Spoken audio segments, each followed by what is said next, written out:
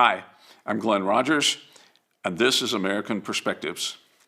Today we're going to talk about what it means to cast a meaningful vote. Just a couple months ago, we had a record number of people in this country voting, and we vote quite often. Have you ever asked yourself, why do people vote for the people that they vote for? Have you ever asked yourself why you vote for the candidate that you vote for? I think it's worthwhile spending a few minutes to think about it and talk about it and see if we can come up with an answer to that question. Why do people in general, and why do you vote for the candidates that you vote for? Some people vote for a candidate because of that candidate's sex. Women vote for women candidates, men vote for men candidates. Some people vote because of their race or ethnicity. I remember when Obama was running for office, lots of people voted for him just because he was black and they were black. Some people vote based upon a candidate's personality. When Trump ran the first time, and I'm sure the same thing was true the second time, a lot of people didn't vote for him because they didn't like his personality.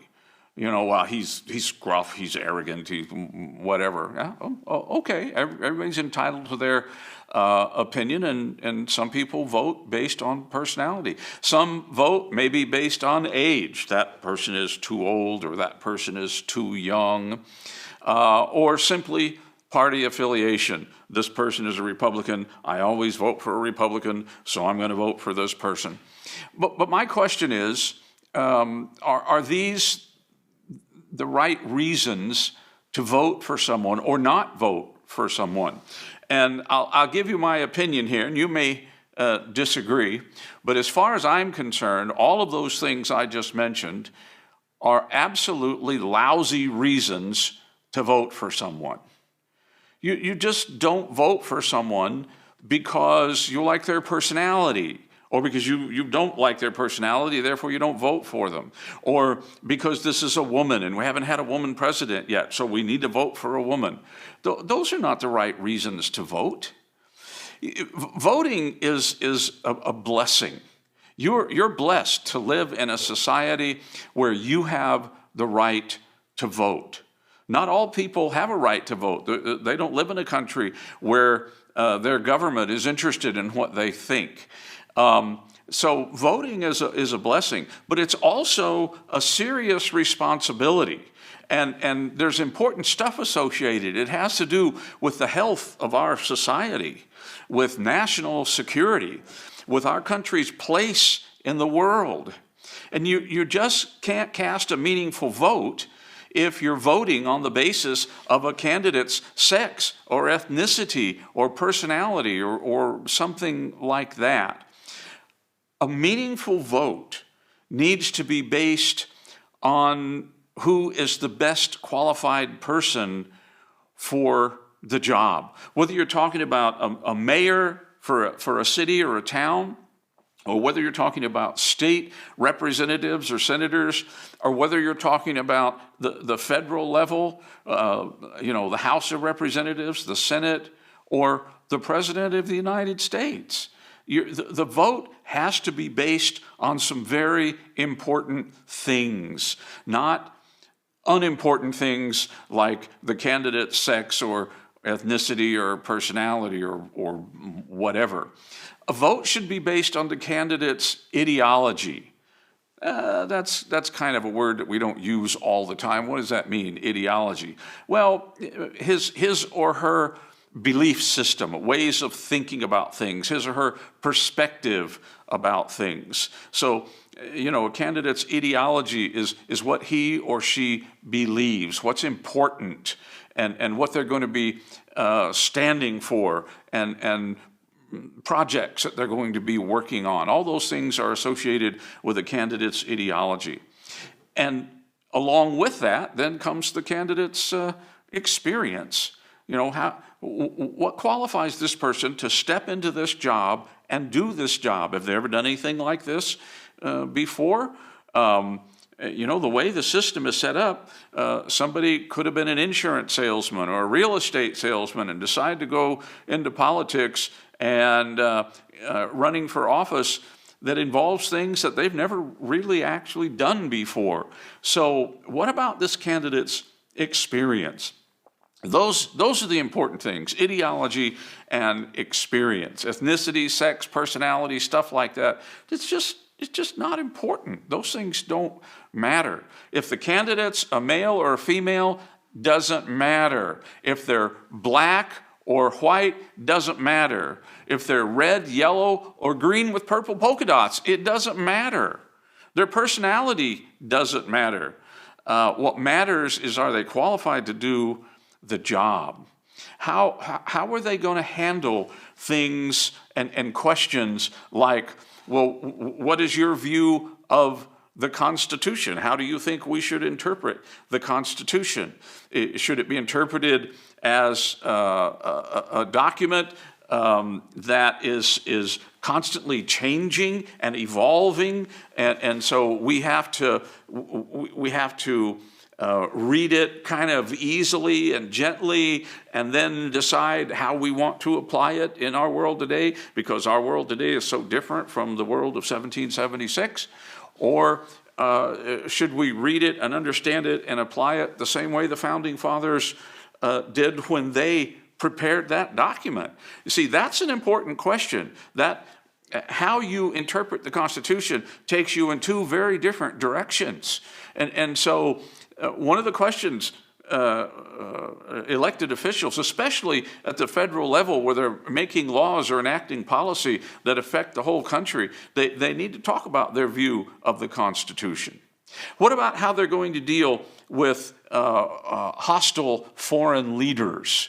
Okay, how are they going to deal with Putin or Kim Jong-il in North Korea, or the leaders in China? How are they going to deal with the people in Iran who hate us and would like to destroy us? Do they have any experience doing that? Are they tough enough to do that?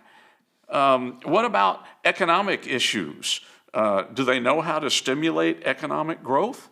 Have they been in a situation where they have some experience in that? Is there education or training associated with that? That's an important question. You see, a society lives or dies based upon the strength of its economy. If we want to be a strong, vibrant society, we have to have a good economy, a strong economy. Well, does this candidate have any experience in creating a strong and vibrant economy? That's something we should find out about. How about how to strengthen our military?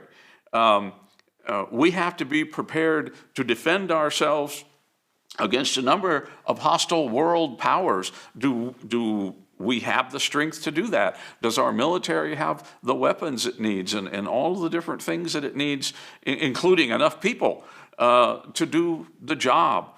Candidates need to be ready to do that. What about the immigration issue? Candidates need to have an idea about immigration. You're just going to throw open the doors and windows or whatever, however you want to think about it, the gates, and let anyone who wants to come in anytime they want for whatever reason? Or does there have to be some kind of management, some kind of control? What's their thinking about that? How do they feel about that? Can they secure our rights? And how would they go about doing that? All of them? Some of them? Most of them? What do they think about that? Freedom of speech, that's a big deal right now. Many people are concerned that our freedom of speech is being threatened. How about the Second Amendment? I know lots of people who feel like their Second Amendment rights are being infringed. How about securing our nation from foreign and domestic terror? That's a pretty big concern. How about negotiating with other world leaders who are very experienced and maybe not all that friendly with the United States. We need to negotiate with them from a position of strength. Does this candidate know how to do that? You see, these are the kinds of things, these and a dozen other things are extremely important issues that we need to talk with candidates about, that we need to know where the candidate stands on all of these things. And like I said, a dozen more. You just can't vote for somebody because you really like them. They just seem like such a nice person. There are lots of nice people in the world. Doesn't mean they're qualified to be the leader of the free world. Just because we haven't yet had a woman president, we can't vote for a woman if she isn't the best qualified for the job. That's what we need to focus on. Who is the best qualified to lead this country? Who's the best qualified to do what needs to be done to keep America safe, to make us, I don't want to use the phrase to make us great again. I'm sorry I even said it, but to keep America strong and vibrant and moving forward. So you need to make sure that when you cast your vote counts. Now, from one point of view, if you cast your vote, it counts because they all get counted, right? We've seen how that works recently. They all get counted. But that's not what I'm talking about. It's going to get counted in the sense of, well, one for him, one for him, one for him. They'll be counted. But is it a meaningful vote that's based on the right ideas and the right things that will matter when this person is in the job and trying to do the job to lead our country? So when you're thinking about voting again, whether it's at the local level or the state level or the federal level, doesn't matter. Make sure it's a vote that counts. Make sure you vote based on important things that matter. Okay, as always, if you like what you heard today in the video, maybe you can click the thumbs up button down below. That would be very helpful to this channel.